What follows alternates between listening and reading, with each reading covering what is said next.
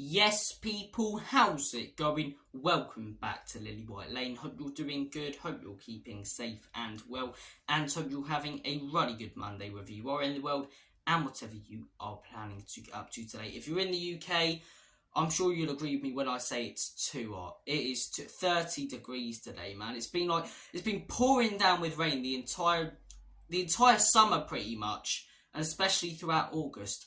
And then summer finally finishes, we enter into autumn and it's 30 degree sunshine.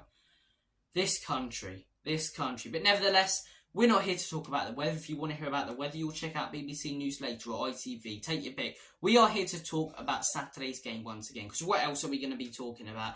There's a 2-week pointless rubbish bollocks international break coming up. So let's go over how good Saturday's game was again. Let's milk how good it was. And let's enjoy talking about Spurs being absolutely fantastic, because that's exactly what we were on Saturday. We were absolutely brilliant, and I like doing these videos. I like also doing the instant match reactions, but they're very raw, and I like that. But I also like coming onto this channel a few days after or the day after, sort of going through things with a better perspective once I've rewatched the game and seen more things about it. And look, my thoughts are still the same, in all honesty, on the performance they were a few days ago. I thought we were absolutely fantastic. We started off a little bit shaky like we have done in a lot of games under Ange Postecoglou, but as soon as we grew and got into the game, we dominated it. And that's not an easy thing to do, especially at a place like Turf Moor, a place that we've notoriously struggled at, no matter our form or Burnley's form. The amount of times under Pochettino where we'd be absolutely flying and drop points or lose at Turf Moor against Sean Dyche's Burnley. I think a big part to players to why they're struggling this season, Burnley, is because they're going back and forth with teams, and you know, teams with good attacking players like us and Manchester City are taking them apart, and that's what we did on Saturday. I think when Burnley play against a Sheffield or something like that at Turf Moor, they'll get their first win, and then I think they'll be okay. I think they'll survive. But at the minute, they're trying to play the same football that we are, the Manchester City are, but we're just playing it much, much better and battering them, and that's exactly what we did on Saturday. We battered Burnley like a haddock down the local chip shop. Absolutely destroyed him. Like I say, once we grew into the game, once we got into it, once Sonny scored that goal, it could have been more. It could have been more than 5. It should have been more than 5, in all honesty. Let's talk about Sonny, though. I talked about him in the instant match reaction. I said he was awesome. I'm going to say he's awesome again. I thought the guy was absolutely mint on Saturday, and he's got to play in that central striker role from now on. Personally, I still think we need an out-and-out striker because Sonny is a natural winger. But Sonny proved on Saturday he can more than prove himself and do a job in that central striker role, in that number 9 role. And he proved himself to be much, much better than Richarlison has been so far this season. So for me, against Sheffield United, if we don't see Heung-min Son central, I'll be very confused and frustrated. Same as if we don't see Manuel Solomon on the left wing. He's a player, like a lot, who I'm going to talk about in a minute, who's been overlooked when it comes to this Burnley performance. Solomon was awesome. His first start, the amount of pressure on him, especially when he knows there's so much competition for those wing places. We've got Johnson, Kulusevski, Perisic, Sonny, Richarlison, who can all play on the left wing and right wing. And to come into that team, to start his first game with the pressure on him, get 2 assists and play absolutely brilliantly, I really like what I saw from Manuel Solomon. I thought he was really, really good. 2 players I want to discuss, though. Obviously, everyone's talking about Heung-min Son. Everyone's talking about Maddison, who I'll mention quickly. Yet again, absolutely fantastic. When you consider that Arsenal spent 60 million on Havertz and we spent 20 million less on Maddison, it goes to show you how good that signing actually was. The guy, you know, we were questioning whether he would be our next Christian Eriksen. He is our next Christian Eriksen. He's going to be our next Christian Eriksen, and potentially even better than Christian Eriksen. The guy's unbelievably creative. He's quality from set pieces, and he just fits Tottenham, doesn't he? He fits into that team like a glove. James Maddison, I cannot wait to see him play in a Spurs shirt again. I cannot wait to see him against Sheffield United, like this entire team. But we've talked about Sonny and Maddison, who are the 2 players who've been talked about everywhere. I'll give my thoughts on Manuel Solomon, who I think was very, very good on Saturday. 2 players who, don't get me wrong, they're getting credit, but not as much as they should. Christian Romero and Destiny Udogie. Wow, both were absolutely superb. Romero so far this season has been the definition of a Rolls-Royce defender. He has been classy as anything. And look, we've always known that Romero's a quality defender, but you know the old saying, when you play next to bad defenders, they make you worse? I genuinely believe that's what happened with Romero last season. Don't get me wrong, Romero wasn't terrible last season, but I think why he didn't hit the heights he can was because he was consistently playing next to the likes of Davison Sanchez, next to the likes of Eric Dyer, when you're playing with players like that, they're bound to bring your level down as a defender. And the fact that Dyer and Sanchez weren't doing anything and he had to do so much was why he ended up being so reckless, because he was getting more and more frustrated every game about all the work he had to do. And therefore, he was getting booked every game, losing his head. This season, next to someone like Mickey van den Ven, who's doing such a good job in that defence, when you consider he literally only joined and his first game was 4 games ago. He's fitted into that Tottenham system like a glove. I think Christian Romero has been so much better having Mickey van den Ven as a partner. And I think the vice-captaincy, and I know a lot of people go, oh, vice-captaincy means nothing and there's other vice-captains as well. Yes, but I think it's given him that responsibility, and I think he understands that responsibility, and he's playing. He's still crazy, he's still aggressive, but he's not reckless. He's not been reckless so far this season. He's been more calm, which is a mad thing to say about Christian Romero. But like I say, he's still been aggressive putting these crazy challenges, but he's been getting every single one right. He's not been reckless because he doesn't have to do as much, because he's got better players surrounding him and a better centre-back partner.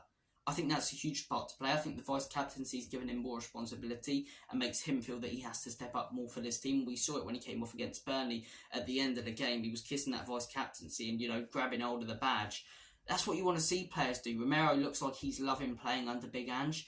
He's thriving in that Big Ange system. 2 goals as well. I believe those were his first 2 goals for Tottenham Hotspur. Both really good goals. The first one, a brilliant header. Quality ball from James Maddison against Brentford, and that goal on Saturday against Burnley, an absolute rocket. I've seen the guys. I know I use Alan Partridge's ruddy catchphrase at the beginning of every video, but another reference to Alan Partridge, I've seen all the funny Twitter videos of when he's doing the football one, and it's smashed in from Romero, and it's like the real competition. It's like, shit, he's got a foot like a traction engine. He did on Saturday. Christian Romero, he was awesome. He was absolutely awesome on Saturday. The next player, out of these 2 players, I was saying beforehand that I think are getting very, very much underappreciated and underrated in these first few games. Destiny Udogie, at 20 years of age, this guy is looking absolutely class. He is looking so good. Not one bad performance, not one mistake in these first 4 games for Destiny Udogie. When he's starting games consistently, you've got to consider that Brentford game was his first ever Premier League game. And he started it. He started all 4 of his first Premier League games. And he's looked like he's been playing in this league for years. He looks like an experienced 27, 28-year-old left-back. When you consider that this guy's 20 years of age, this is his first time playing in the Premier League. And he got his first start for Tottenham in that first game against Brentford. When you consider that and look at the way he's playing and his age, he's doing an absolutely fantastic job in that system. He's linking up so well down that left-hand side with whoever's there, whether it be Heung-min Son or Manuel Solomon on Saturday. He's playing some really creative balls.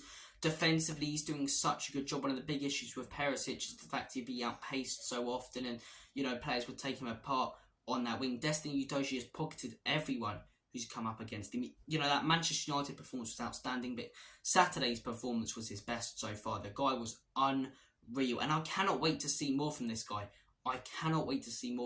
Genuinely, I think as Spurs fans, and I think opposition fans will be saying by the end of this season, this guy's one of the best left-backs in this league. If he isn't already, at 20 years of age, to be doing such a good job like that with the pressure on his shoulders, it's awesome. It's absolutely awesome. 4 games, 4 brilliant performances. When it comes to player ratings, I'd give him over a 7 or over a 7 out of 10 for every single game he's played in so far. Like I say, the pressure on his shoulders, first 4 Premier League games, the fact he's 20 years of age and unexperienced, the way he's thriving in that Big Ange system, it's encouraging and it's exciting. Like all of these players, for years we've been looking at teams like Arsenal, and I'm one of the only people who think that Conte was actually let down. I don't think you should adapt, your manager to suit the players. I think you adapt the players to suit the manager. You bring in the players to suit the manager. And I think if Conte was probably back with the experienced players he wanted, we would have been a lot more successful under him. You've got to consider we also got top 4 under Antonio Conte. But we knew that this set of players, having said that,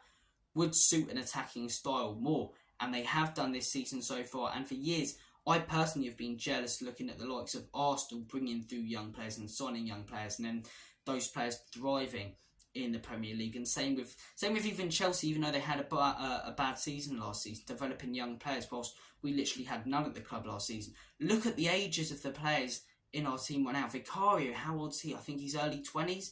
Destiny Udogie, 20. Van den Ven, 22. You know, you're looking at these players. Poro, I believe, is like early 20s. Bissouma's slightly older. You know, some of our older players, our oldest player in that team, I think, is Heung-min Son. You're looking at the rest. Kulusevski, young. You know, Richarlison, mid-20s. Pretty much all of our squad are mid to lower 20s. And it goes to show that Big Ange loves developing youth. And I do like seeing that from my football club. Like I say, I think we should have adapted to what Conte wanted. And you don't change the manager to suit the players. But we always believe these players would thrive and do better in an attacking system. And it's great to see Tottenham play exciting attacking football with young players who are only going to get better. And as fans, we're excited. I genuinely believe, and I know Arsenal fans will take the mick because we believe it every single season. Because we, you know, even Theo Walcott said it, the knobhead on Sky Sports, because they always start the season so well, get all excited, and then the reality check comes in against the big team. I genuinely believe the way we're playing right now, we will beat anyone in the Premier League apart from Manchester City. And I know we normally get one over those. We'll probably get one over those lot as well because they've come to our stadium 5 times. They haven't scored. But I think playing attacking football against Pep, it will suit them more. And I do think they will score against us and probably beat us. But apart from Manchester City, look at the rest of the teams now. Who will actually and can beat Tottenham the way we're playing right now? Arsenal? I think the Emirates will play a part. But the way they're playing, I think we're playing better than them. Newcastle, 3 points out of a possible 12. I get they've had tough games. I think we beat Newcastle right now. Manchester United, we've already beaten them. Chelsea, we beat them right now. They're not looking fantastic. I cannot wait to play them. And Big Ange absolutely schooled Mauricio Pochettino. You're looking at all these teams. Brighton, I think, would be a close match, but I think we get the better of them. We've seen that they can be taken apart by teams like West Ham. When it comes to on form, apart from Manchester City, I think we could beat any team right now, especially at home. Away games, the atmosphere can always make a difference. But at home right now, I genuinely believe we'll beat all other 18 teams in the Premier League apart from Manchester City. It's great to be confident as a Spurs fan. I know we always get excited, but Saturday was awesome. The whole team was fantastic, but Romero, Udogie, Maddison and Son, something else. Guys, you guys have been awesome. I'm going to take a cold shower because I'm sweating my bollocks off. It's too hot here in the UK. Thank you for watching this video. Take care of yourselves. All the best. And as always, come on you Spurs. In Big Ange we trust. Enoch and Levy out.